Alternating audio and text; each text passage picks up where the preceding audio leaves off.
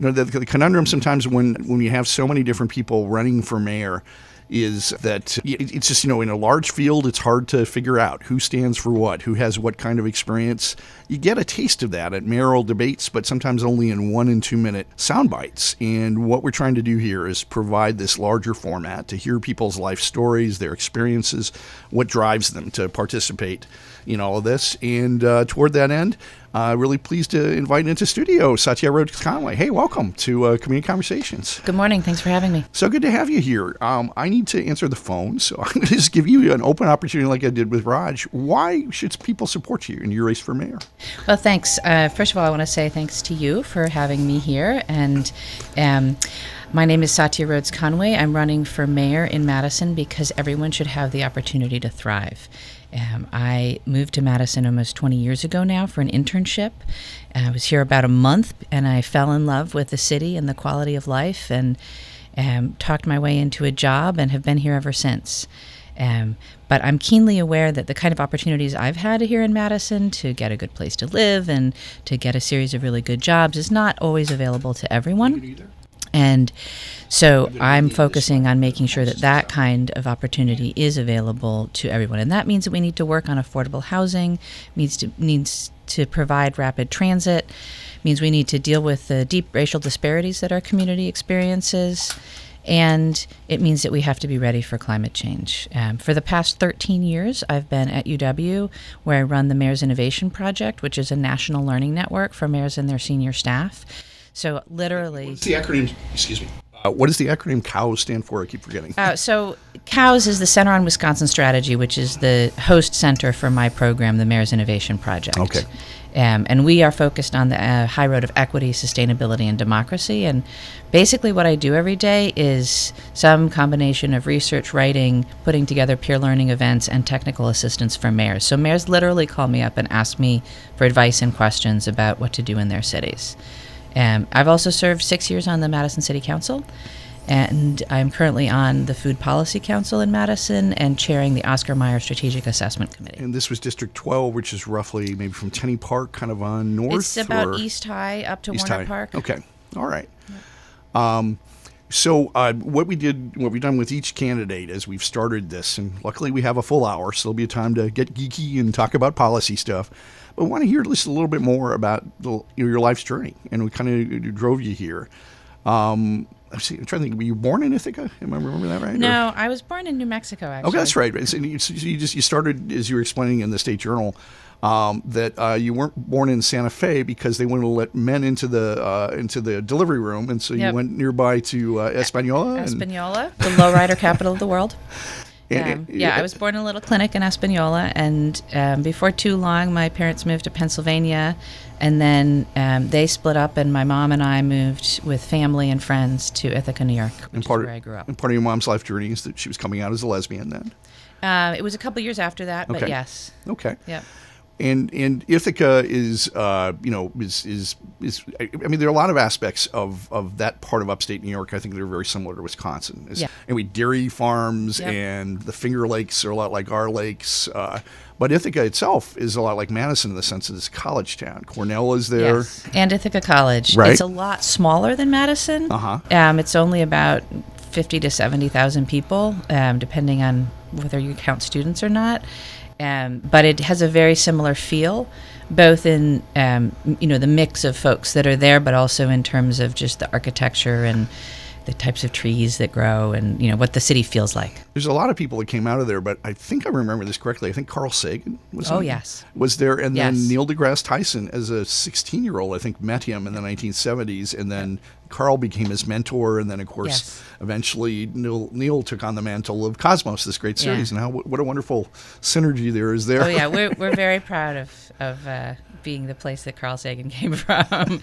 Another interesting local connection is that actually the Leopold family, Carl Leopold worked at Cornell at the Boyce Thompson Institute for Plant Research, which I actually worked at. Was my first job out of high school. Working in the darkroom there. So just for folks who may not know, can you make the Wisconsin connection? Who was Leopold? The sibling of our Leopold, Alder Leopold. All right. And just again, for folks who don't know that environmental history, well, who is Alder Leopold, and how is he relative to the environmental struggle in Wisconsin? I mean, I guess I would consider him sort of like the grandfather of ecology in some ways. He wrote the Sand County Almanac and was really, for me personally, was really inspiring in his articulation of the land ethic. And so my educational background, my degrees are in biology and ecology. And so Leopold was, we read Leopold early on, and that was something that really was formative in thinking about, the sort of ethics of ecology and the importance of the environment and preserving our planet. You probably know this, John Muir has Wisconsin connections. He went to the UW. He stayed at what is now the Brook Street Y when it was, where the Union is now, and all these other ties. Sterling North was also, the author was also a naturalist. And so rich traditions here. Yeah, we've got a great environmental tradition here in Wisconsin. So you alluded to the work you did as an undergrad. That was at Smith College? Yes. As I was reading your bio yesterday, I don't know if you saw, I reflected on this morning a little bit. I was writing about Tammy and her history. But you and Tammy Baldwin have a lot in common, including Smith College. Including Smith College. She was there a decade before me. Okay. But, I'm pretty proud of that connection. And you still have a campaign poster of hers hanging in your living room? It's on our front porch. That's pretty year-round. Okay. Yep, we always support Tammy.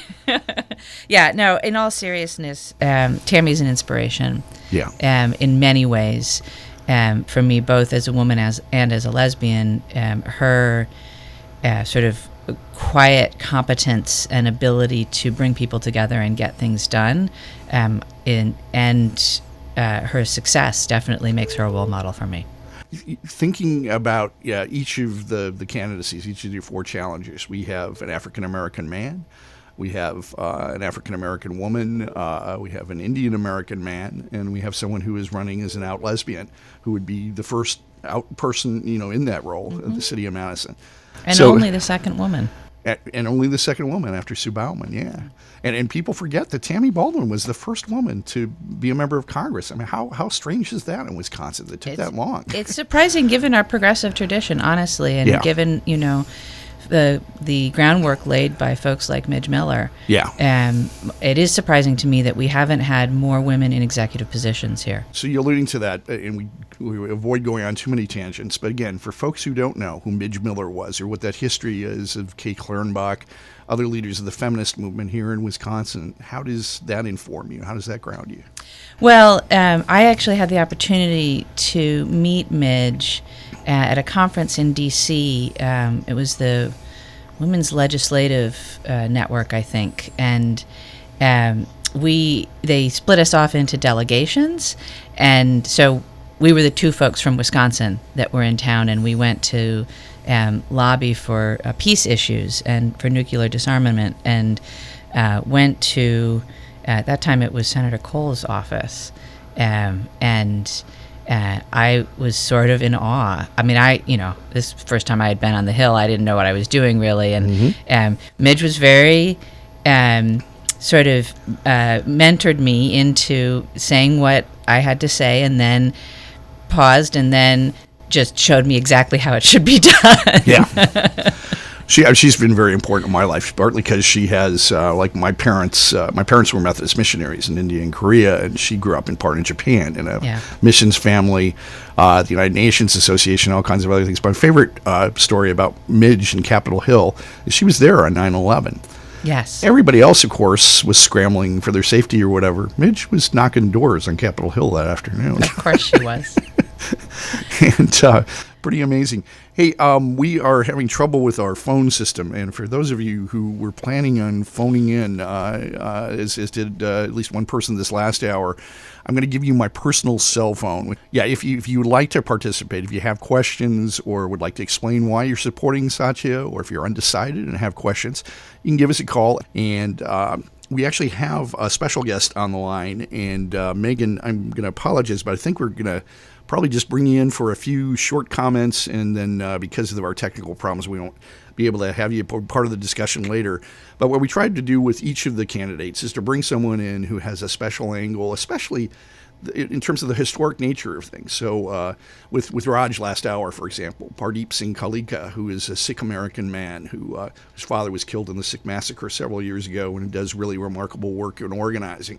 He talked about why he saw Raj's candidacy as being important for members of the Indian diaspora in this country, and what that would mean.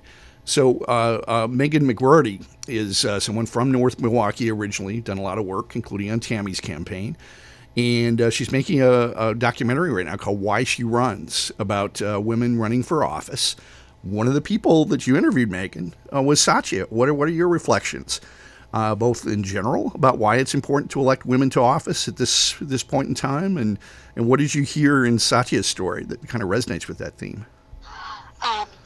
Well, I, have been a fan of Satya's a very long time, and have always been following the work at Cows, and I definitely, the issues that she works on there, I really, resonate with me and make me want to support her in this endeavor.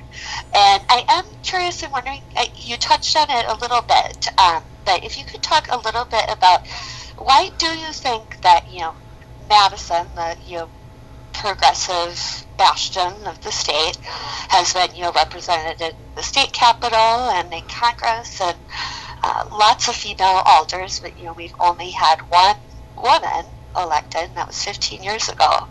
Why do you think that seat hasn't been held by a woman before? What do you think the specific challenges are there? Go ahead.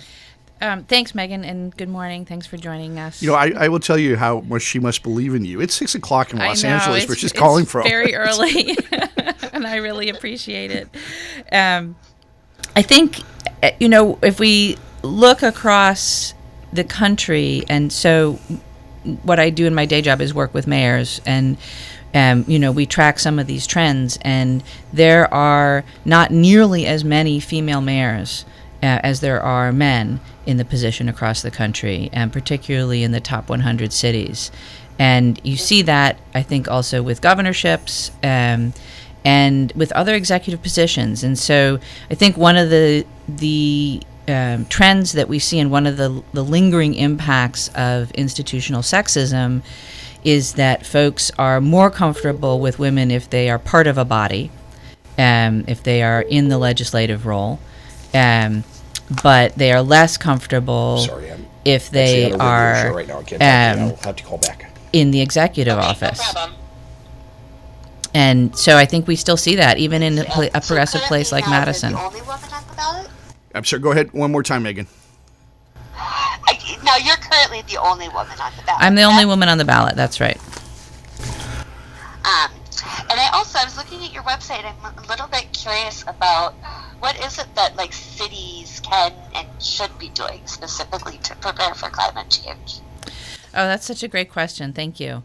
There's a lot that we need to do, and I sort of split it up into two categories. And one is what we need to be doing to mitigate our impact in terms of climate change, and so that's reducing our emissions. And the other is in terms of how we have to prepare for the potential impacts of climate change. And so UW has done some really good work on what those impacts will be in Wisconsin, and specifically in urban areas in Wisconsin. So we have a sense of what's coming at us, but what we haven't done is a really thorough review of all of our infrastructure and operations with respect to those potential impacts. So I'll just give you one example. The flooding that we saw last year, it was from the kind of rain event that we are predicted to have more commonly. So we're getting, it's not that over the course of a year we're necessarily getting more rain, it's that the rain is coming in bigger storms. So we get more water all at once. And our stormwater system is still built for what we expected 20 or 30 or 40 or 50 years ago, because the lifetime of that infrastructure is really long. And we haven't thought about what does that mean? And we haven't thought about how the old approach to stormwater management, which we're still using, is to, wherever the rain falls, to move it away as quickly as possible and, frankly, to end it up in our lakes. And what we should be doing is trying to manage the rain where it falls, hold it there for as long as possible, infiltrate it into the ground as much as possible, and only let it go when we can't hold anymore. And so that will reduce flooding, it will reduce pollution, if we use green infrastructure, it allows us to create better air quality, and it has health benefits, and it beautifies our city. I mean, there's so many good things that come out of this. Cities like Milwaukee, Grand Rapids, Michigan, Philadelphia are all doing this with a lot of success, and it's a little surprising to me that we haven't done this in Madison yet. I've been working with cities around the country for the past 5 years on these kind of things, and I talked to the city engineer when I was on the council, and essentially he laughed at me. Yeah. That's just, I think, indicative of how far behind we are in some ways. And there's a general theme here, I think, that sometimes we rest on our laurels here. We assume that we've already made breakthroughs. Milwaukee, on an international level, when I was the president of the United Nations Association here 10 years ago, we brought a gentleman in who heads up a commission that has UN status. Milwaukee is the world city in terms of expertise on water issues. Yeah.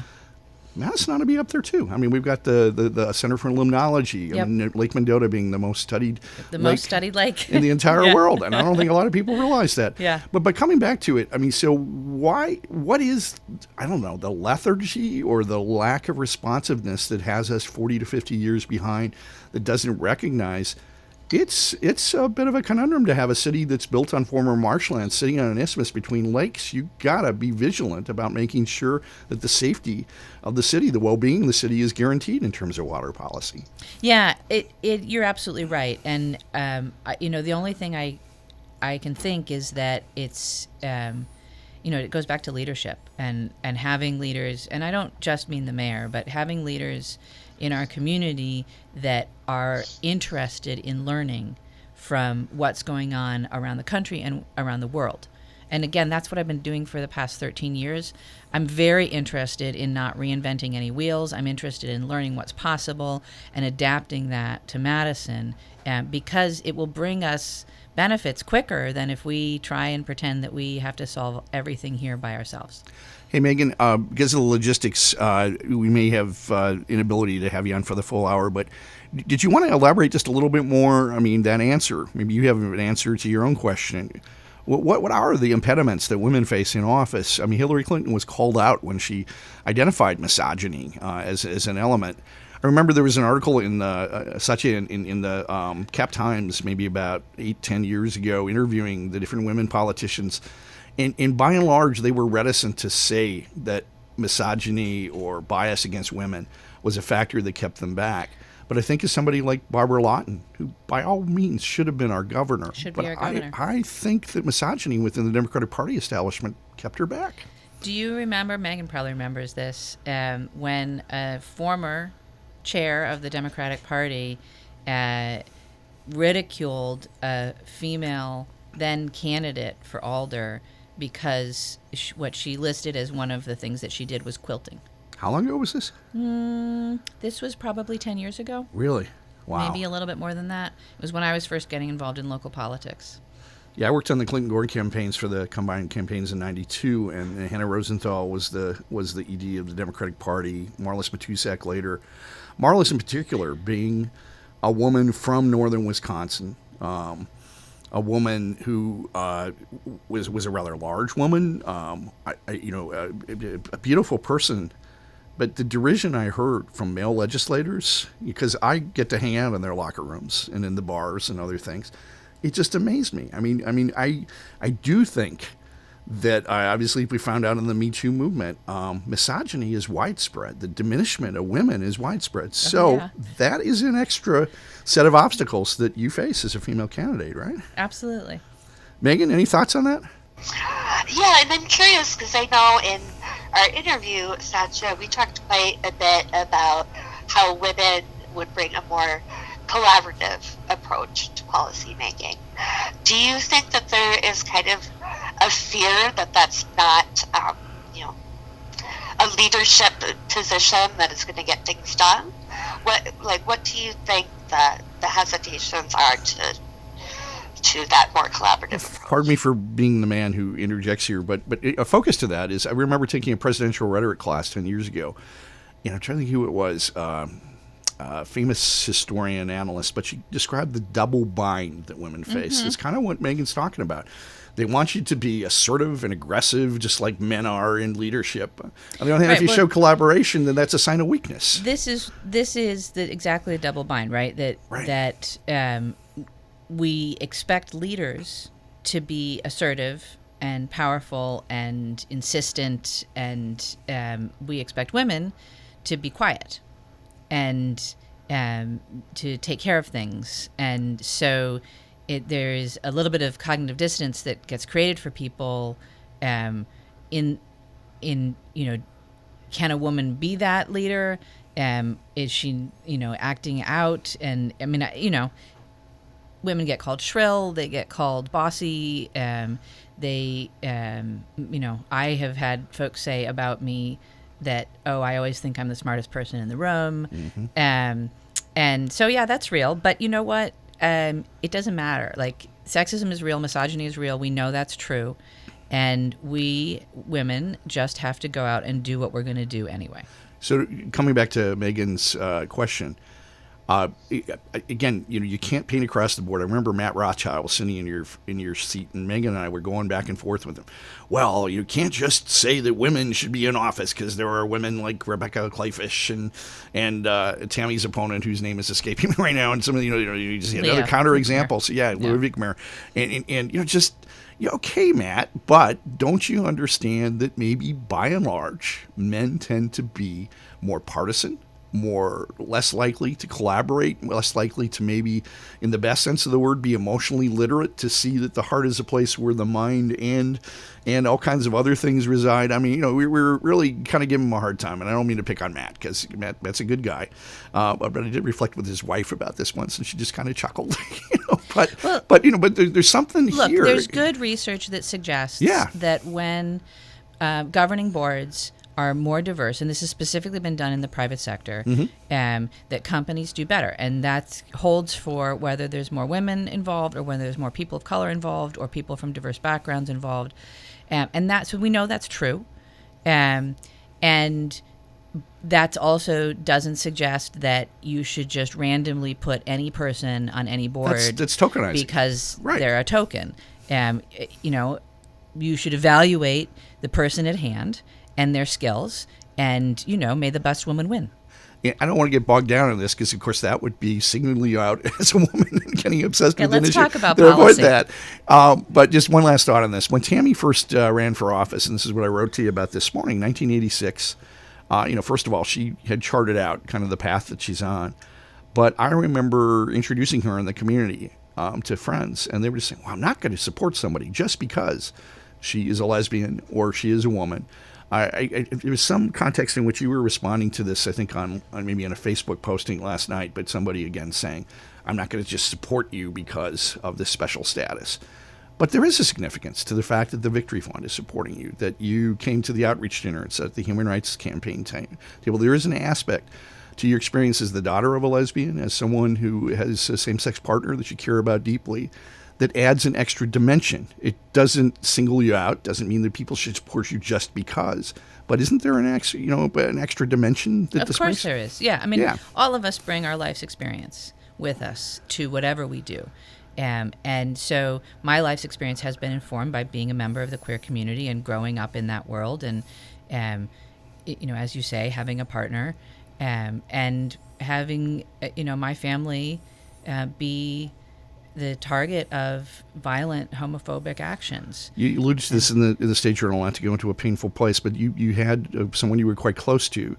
A lesbian couple were on the Appalachian Trail. One of them was wounded. One of them was killed. That had to have really shaped your perspective of the world. Yes, it did. And the decision that I made and that my family made was that we could not live in fear. Yeah. But yes, of course that shapes you. Any trauma will shape you.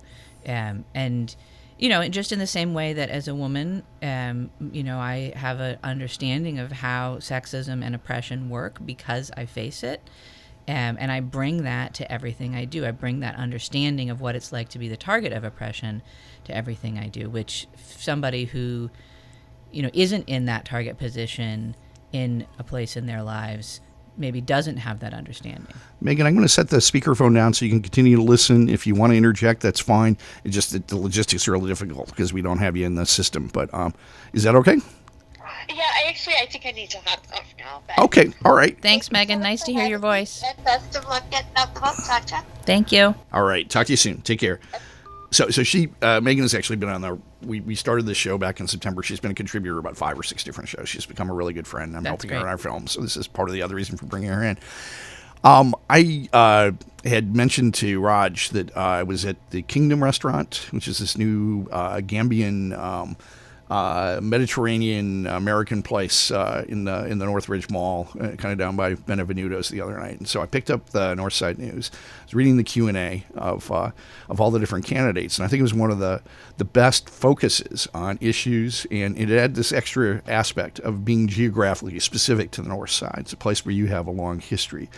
So I want to give you a chance to maybe just explain a little bit more of your history there. But I'm gonna start in a place that I kind of ended the hour with, Raj. You've been very involved with the Northside Planning Council. I was just looking at your part in a documentary I produced 10 years ago about that history, about this part of town. First of all, people didn't even recognize that there was a North Side, but that I think maybe had 1 or 2 neighborhood associations, say 20 years ago, that suddenly got together, formed all kinds of neighborhood associations, then formed this thing called a planning council. Where do planning councils potentially fit into good community input, good involvement at the level of the neighborhood in the life of the city? So the North Side is a really special place, and part of that is the work that the Planning Council has done over the years. I particularly appreciate how grounded the Planning Council is in a community organizing approach. And I think that that's an approach that could be successful throughout the city. I don't know if it looks exactly like planning councils everywhere. Okay. Right? Because we did have planning councils. The South Madison Planning Council still exists, I think, but the I used to be the executive director, right, about 5 to 7 years ago. It used to be the East Isthmus, and now the East Planning Council has struggled over the years. Kind of faded away, just being volunteers at this point. So that suggests to me that you can't take one solution and just cookie cut it into every neighborhood. But I do think that the principles of planning councils, which involve community organizing and involve making sure that folks from every neighborhood are represented and involve taking on projects that make the neighborhood, the larger neighborhood, a better place. Yeah. I think those principles hold true. And the only question is what entity holds them and performs them. Well, right? let me offer what is probably a softball opportunity for you to to talk about the incumbent and maybe the history that precedes you, should you become mayor. Now, I guess my analysis is they didn't just fade away. There wasn't. I'm not saying this, but it wasn't a matter of something organic or it was destined to happen. I think it was neglect. I think that the mayor, my understanding is in the late 1970s, he traveled to the Twin Cities, where there are still vital planning councils or equivalents in St. Paul, for example. I think they are intricately connected to the representation of the people in the city council there. They have power in the best sense of the word. That it's a very grassroots-based power. It's people who would ordinarily not have a voice in their government. And I think it's a concept that really could have taken root here in Madison. There ought to be one, for example, in the 14th, the 10th, the 13th district. Well, 13th, I guess, is part of South. But there ought to, the Allied Drive area or far southwestern Madison or other areas where there's disenfranchisement and a lack of things. What happened on the North Side could be replicated other places. So let me just offer that. If that is indeed what happened, You already alluded to this. I mean, planning councils or something like them would be seen to be something to be a natural for someone with your experience as mayor. Yeah, I don't disagree with you at all. I think that it's a very powerful model. It has a lot of potential. I'm mindful of not wanting to tell neighborhoods or marginalized communities how they should organize themselves. Yep.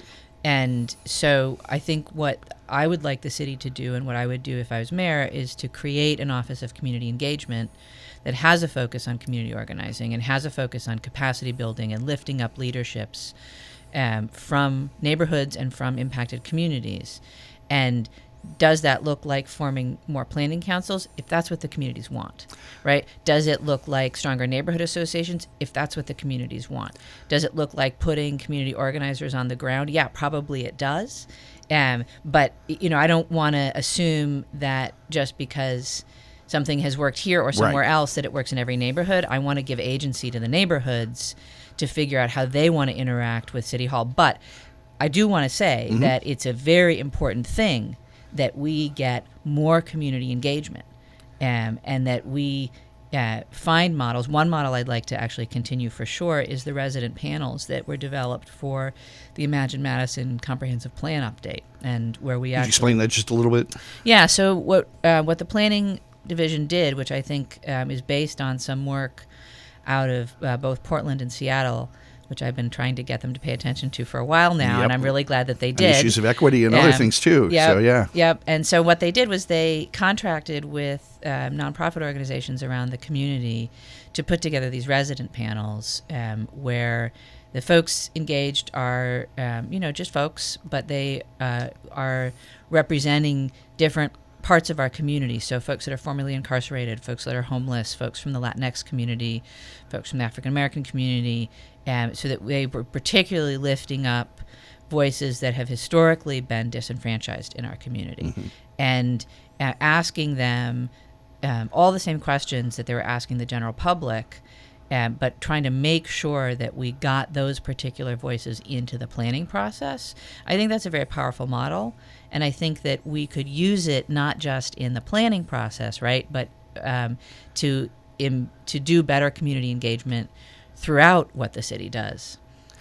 So, related to again, I'm intrigued by the notion that, whatever you do, it's got to come out of the community. Yeah. I mean, what's difficult is what kind of comes first, because sometimes if you don't provide a framework in which these discussions can happen, in which people can come together, then you don't get anywhere if you're just waiting around for things to kind of spontaneously boil up. You can't wait. You have to be proactive about going out and asking and providing a context in which people can organize or respond. And that, I think that's important, and that's something the city can do. And I think in the past, the city has had mixed experiences with that, partly just because a city bureaucrat, no matter how well-intentioned they are, where they come from, it's really hard for them sometimes to relate to people at the grassroots. And so we often have discussions that are just discussions that don't go anywhere. But I guess where I wanted to go is what I've tried to do with each of the four of you is to take stuff I'm hearing in the community that I think is really mistaken in terms of perceptions about your experiences, how they'd relate. So related to your experience in cows, where you talk to people in cities all over the country, there's been a notion that, well, that's very academic, professorial. It's kind of disconnected. Like you said, that you're the one with all the answers. Conversely, but this is the dichotomy. There are lessons that we could learn from, say, the Twin Cities. Well, what's funny, because the work that I do is so far from academic, that people who are actual academics on campus, think that we're the work that we do is not necessarily legitimate because we're not academics. And I don't teach. I'm not a professor. I don't have a PhD, and we don't do what anybody, I think, would consider to be primary research. We don't publish papers. We don't, the things that academics do, we don't do. We are incredibly practical in the sense that we focus on solutions. We focus on policy solutions, but we focus on solutions for cities all across the country. And one of the things that we have to do is to actually try and translate from academia to something that's actually useful for a city. And one of the things that I've learned over the years is that part of our problem is that people don't speak the same language. Like, so academics don't speak mayor, right? And mayors don't speak academic. I can't imagine that's true because the university is so good at always relating with the community and vice versa. No, not quite, yeah. So that's been one of our challenges, is Right. to be that entity in between that can do that translation and can bring the good ideas that exist in academia into a more practical place so they can actually be worked on and implemented in a city. And my sense of your experience with cows is, I would imagine, not only were you informed in your work in the city by things that you learned in the context of that work, but the reverse was true. Absolutely. Yeah, I think the years that I spent on the city council definitely informed my work with cities around the country, and they have given me that sort of inside view into what city leadership needs, and has allowed me to be more effective in helping cities around the country because I understand the challenges that they're facing. And then, the converse is true, that the work that I've done with cities around the country will, I think, and in fact does prepare me to be a mayor, because I understand the role of a mayor, and I understand what mayors have done and what's possible in cities around the country and what we could do here in Madison. So I think, again, one of the other conundrums, and this is a city that we all love, but we also see some of the shortcomings on issues like racial justice. We sometimes get mired in the status quo, that we already do this stuff really well. So the police department's reticent to have training on mental health issues because they're convinced they've already done things, or a whole variety of other issues. But so this is where I guess I wanted to maybe just go more specifically into community engagement and how it happens, because I think there has been a disconnect. And, your answer, I think, is very authentic in the sense of saying, I'm not going to prescribe everything at this point. I really want people in the communities involved to have a voice. But again, I think we often have gotten bogged down in having endless discussions, and we also don't adopt best case practices from other places, which is a potential strength you have. So Seattle, Portland, the Twin Cities, Austin, I don't know, whatever the parallels are with other college towns that I think have engaged, case in point, Portland, on issues of equity. Yep. Some of those folks have come in and given us great wisdom, including Sonali Bakerjee, who was born here, who's just great. We were talking about her with Toriana yesterday. Anyway, it's just, so how do you walk that line? How do you both have things bubble up from within Madison, but also not close yourself off to remedies or solutions that might come from other places? We need to know what's possible, right? We need to be looking for examples and what's happening in places that are leading around the country. And we need to bring that here, and then we need to gut check it with the community here. Like, is this an issue?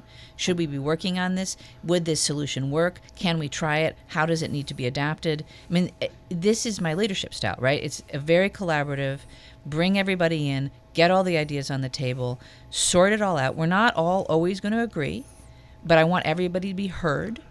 And then we're going to find a way forward, and we're not going to get stuck in discussion. We're not going to get stuck in the planning phase.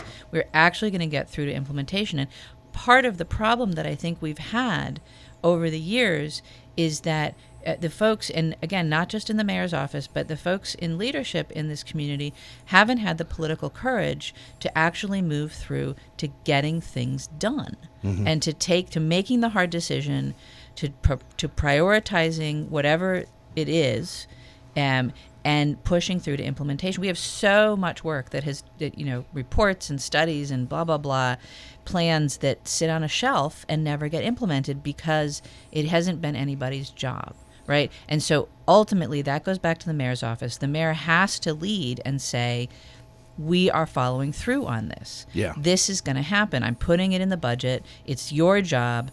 And I want to know, in 6 months, in a year, where we are on it. And I want us to have some accountability to the community on it. And, that I'm not running for mayor because I want to sit in the office, or because I want a bunch of studies written, or because, I'm interested in the title, or because I'm thinking about the next election. I'm running for mayor because I want to get things done. When I travel around the country, the way I try to explain my love-hate relationship with this city, and I almost moved to Michigan last year because of that, is that Madison is an ostensibly liberal city that is deeply mired often in the status quo. Yep. And that just kind of sums it up. But relative to the incumbent mayor, who's not responsible for that lethargy entirely, but who has served 22 years since 1973 in 9 terms, look at the State Journal, and these articles by Dean Moseman, I think, are just amazing in terms of bringing out the best in all of you. But there's this dichotomy. There's Mary Berryman Agard, who just says he's this warm family man who really cares about his community. He's deeply invested in it. There's a reason why he's been essentially mayor for life, because he cares so deeply.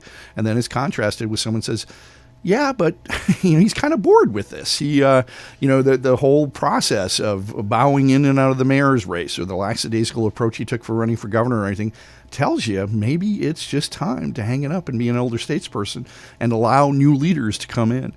He initially endorsed you. He believed that you were the person who had the best mix of policy, and then he, of course, reversed that. Could you just talk about that journey and how you're feeling about this guy, and how do you both respect what he's accomplished, but also say, hey, maybe it's time for a change now?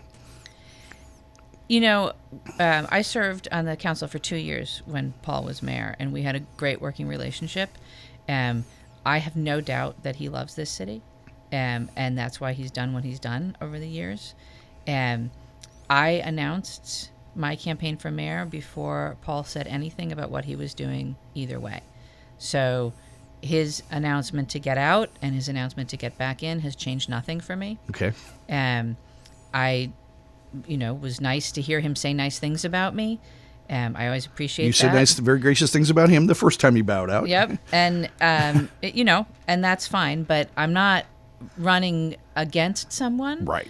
I'm running because this city deserves better leadership. I think the only pragmatic reality is, as has been mentioned, he holds up the fact that he got 73% of the vote against Scott Resnick. What he's ignoring is, of course, he was defeated by Dave. He was defeated in his congressional run. He hasn't always been actually a very good campaigner. Anyway, aside from all of that, the fact is that he probably is well positioned to be one of the 2 people who make it through the primary. So I think it puts the rest of you in a difficult position. It reframes this race. It really becomes less a matter of 4 people who have new visions, getting them out there and saying, I think I have the best of these 4 visions. Instead, it's become this juxtaposition with the past and the present, or the future rather. And I just think it's gummed up the works, kind of. Well, you play the hand you're dealt. Yeah, right? I know. And the city. I'm not asking you to fix it. The city always gets a choice, right? Yeah. And you get a choice between 5 people, and I think that's good.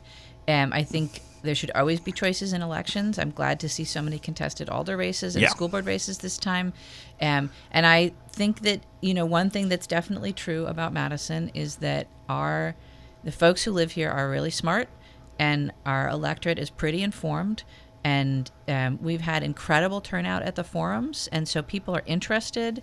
They're asking good questions. They want to know what we stand for, and I'm confident that they will pick the best candidates through the primary. No, and we will, for the remaining of the hour, give you a chance to put that positive vision forward. The last thing I would just say, though, because I share this with a lot of people, is that things have changed. The mayor's office is not as accessible as it was when Wanda was there, for example. We all miss Wanda. No, we all miss Wanda, Yeah. and there's more to it than that, though. Yeah. I mean, when Paul said some very incendiary things about homelessness, a bunch of us were essentially placed on a list where they would no longer deal with us, and we were told that by mayoral aides. That's not okay. No, and that's not how you should run a city, honestly. I mean, I have been involved in politics for a long time now, and it consistently bothers me that people make decisions and act based on political disagreements or who voted for what or who said what. It's not about that. Yeah. It's about what's right for the city. It's about what's right for people. And I don't expect to agree with everyone all the time, but I never want somebody to feel like they can't tell me the truth because they're afraid of what my reaction is going to be. Yeah. Particularly in, deputy mayors or department heads, I want people who are the best at their jobs and who will frankly say something if they think I, as mayor, am wrong. Right. And challenge me and bring their best work and their best ideas, because that's how things get better. Things don't get better if you close off voices and if you ignore people. That just means that you operate in your little echo chamber. All voices in, everybody heard. Let's move forward. I think it is a danger in which a city in which we keep on re-electing incumbents. It's just sort of the nature that Democrats, once they're going to be in there forever. But anyway, there's a bigger picture here. To get at some specific issues, so homelessness, and that being evocative of the larger challenges of developing affordable housing, which has become increasingly out of reach, and perhaps the larger kind of frog bowling in the pot, thing that has happened over time, gentrification. We talked with all of the other candidates about the prospect of that older person living, say, in your neighborhood, where property taxes have gotten out of hand, and they're going to have to leave the home they've lived in for years. We don't chart that aspect. Where in my case, having lost my house to an unjust foreclosure process or something, folks like who are in my position generally kind of fade into the shadows. But those are really widespread challenges in the community. We're always touting the unemployment statistics, how good things are, but underemployment or lack of affordable housing is really impacting a lot of people. Yeah, it's a huge deal. And it's one of the reasons that I'm running, because I've seen other cities who have missed the moment to make a difference. San Francisco, New York is case in point. You can't live there and not be a millionaire anymore. New York, Oakland, increasingly, Boston, D.C. And we've studied all these cities, and we've looked at the trajectory that their housing markets went on. And in most of these places, people in government will tell you, there was a moment when we should have acted, and we failed to act. And Madison is either at or maybe past that moment. Yeah. So we need to act. And you're absolutely right. It's not just homelessness, although we certainly have to deal with that. And it's not just workforce housing, right? It's also folks that can't afford their property taxes. There's a whole range of impacts of unaffordability here. And what it means for our community is that we're missing out. We're missing out on talent. We're displacing people. We're missing out on folks like me who moved here for an internship and, could afford to get an apartment and then a house.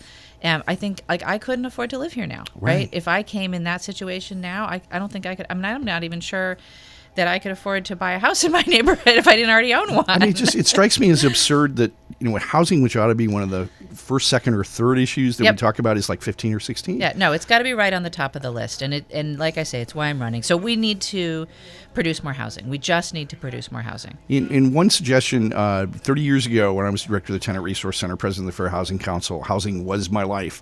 I was also the chair of the Madison Equal Opportunities Housing Committee, which we don't have anymore. MEOC has moved away from a lot of the fair housing and other things. We don't have a Fair Housing Council anymore. Yep. But that place, I had just come off of 4 years of managing Greenbush Apartments across from Meriter and my parents' own income property. So I had that side of the picture. But I was a tenant advocate.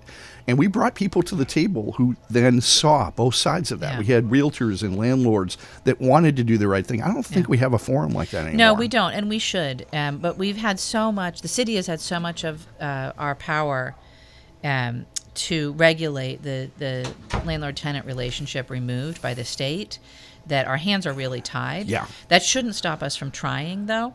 And just in terms of the larger market, we need to be producing housing at all levels of affordability, all sizes of units, all across the city, so that we start to loosen the market up and make it easier for folks to afford. And then we also need to focus specifically on creating affordable housing in all of our neighborhoods. Is there a way we could undo some of those constitutional barriers, like inclusionary zoning not being possible or rent control in any form not being possible? I'm not a lawyer, so I can't give you a definitive answer on that. I think if you look nationally, the fights around rent control don't give me a whole lot of hope. And here, specifically in Madison, we lost the court case on inclusionary zoning. Right. We could try and go relitigate that, but frankly, I'd rather work on things that have a higher degree of success right away.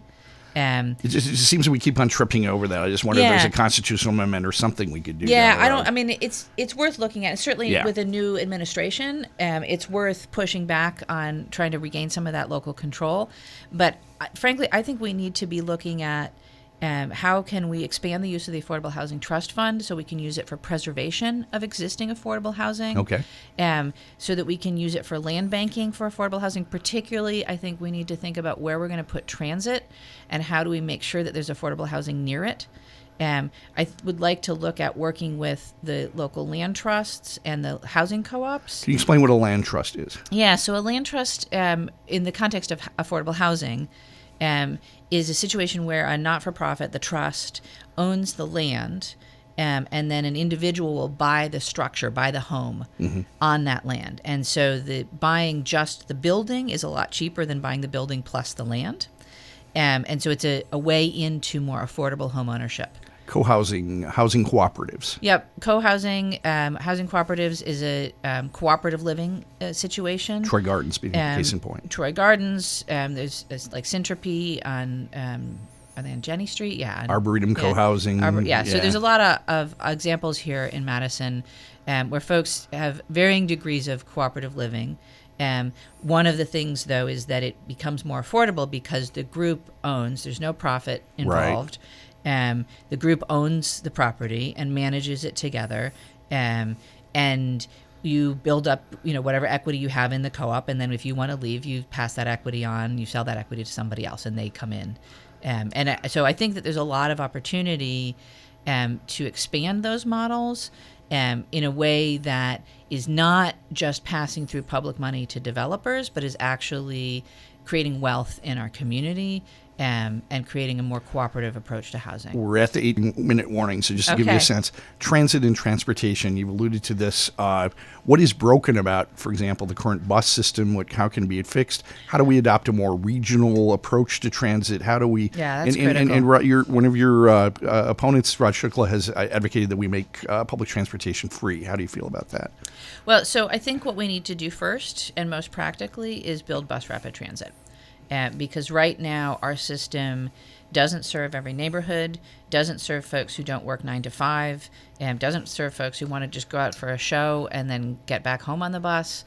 So we need to have both a rapid system that allows our travel times to be shorter, and we need to have essentially a 24-hour system.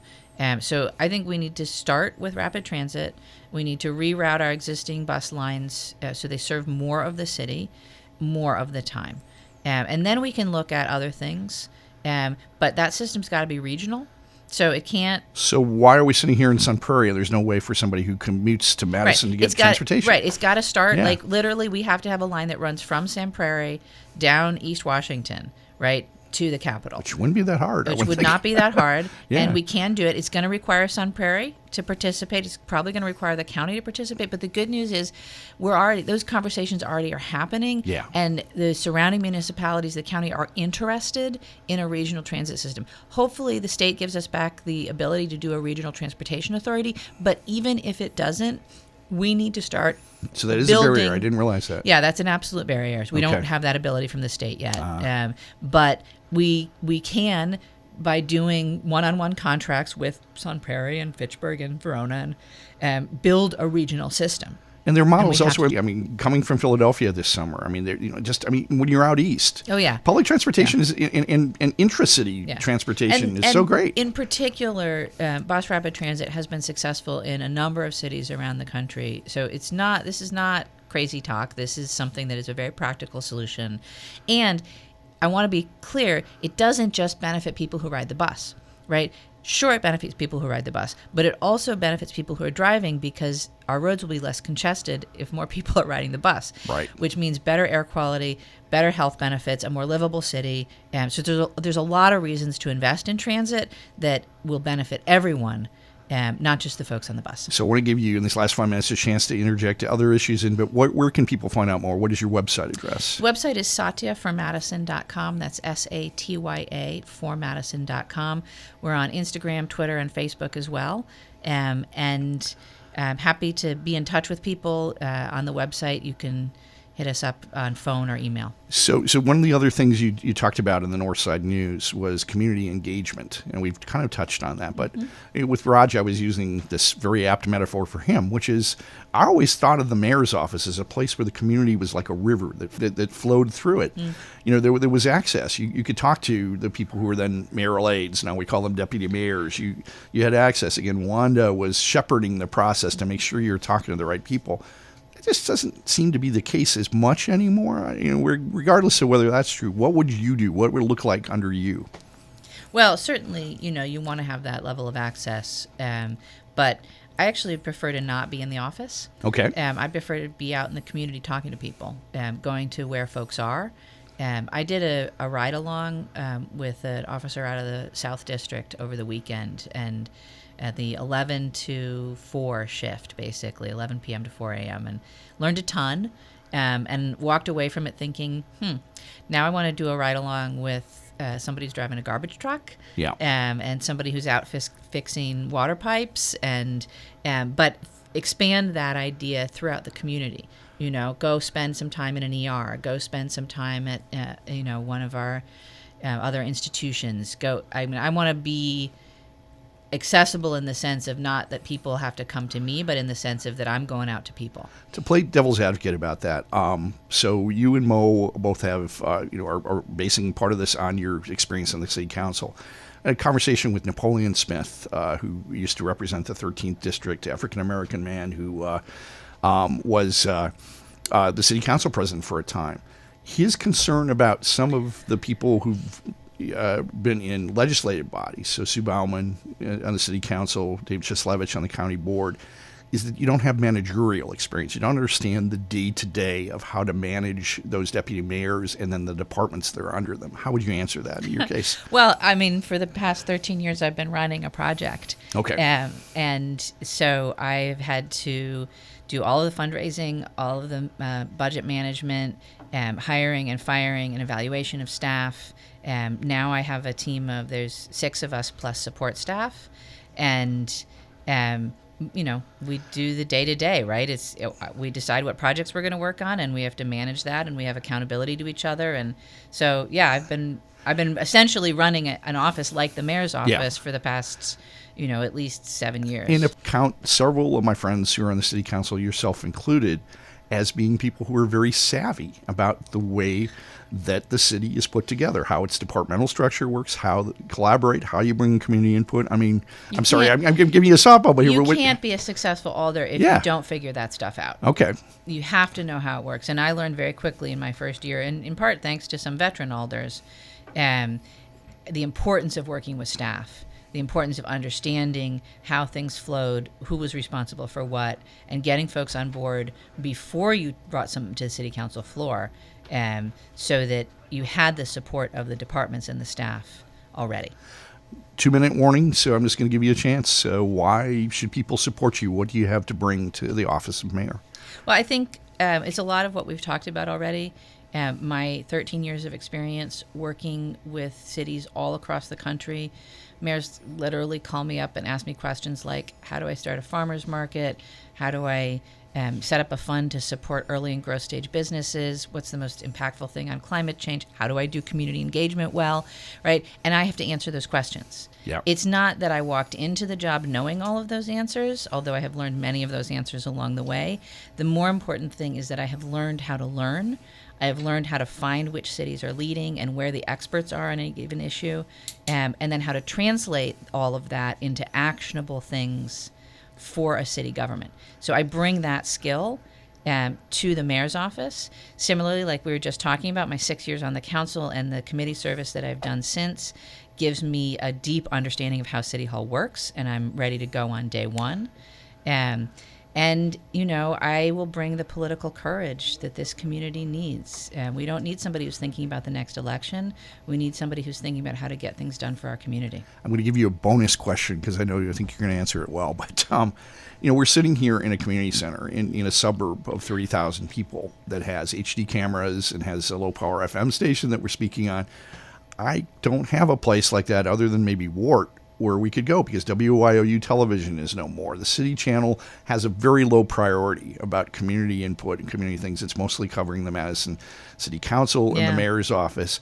How do we reverse that? Because people need to produce their own media in this current age. What would you see about us doing something about that? Right. So that's part of community engagement, right? Is making sure that there are ways to get the word out and making sure that folks have a chance to be involved in that. And so again, I go back to if we're going to have an office of community engagement, do the public information officers sit in that office, and do we involve City Channel in that? And how do we not certainly try and replace what WART does because they're fabulous, but maybe partner or partner with the media more broadly in helping to get the word out and educate the public, and at the same time offer opportunities for folks to engage with the city more deeply. And I guess just the last point is that obviously you can do that in terms of policy, in terms of directing department heads to engage, but the bully pulpit is something that you can do too. Oh yeah, absolutely. Right. Absolutely. Hey, thanks so much. This is a joy. Yeah, it was a real pleasure. Thanks for having me on. Good to have you here. I appreciate it. Thank you. And this has been Community Conversations here on WLSP, The Sun, out of the Sun Prairie Media Center. We're going to be putting all four of these interviews with Maurice Cheeks, Toriana Petaway, Rod Shukla, and now Satya Rhodes-Conway up online where you can peruse them, look in depth on the stories and the motivations of people who are running for Madison mayor. We thank you so much for joining as part of this process, and have a very good week.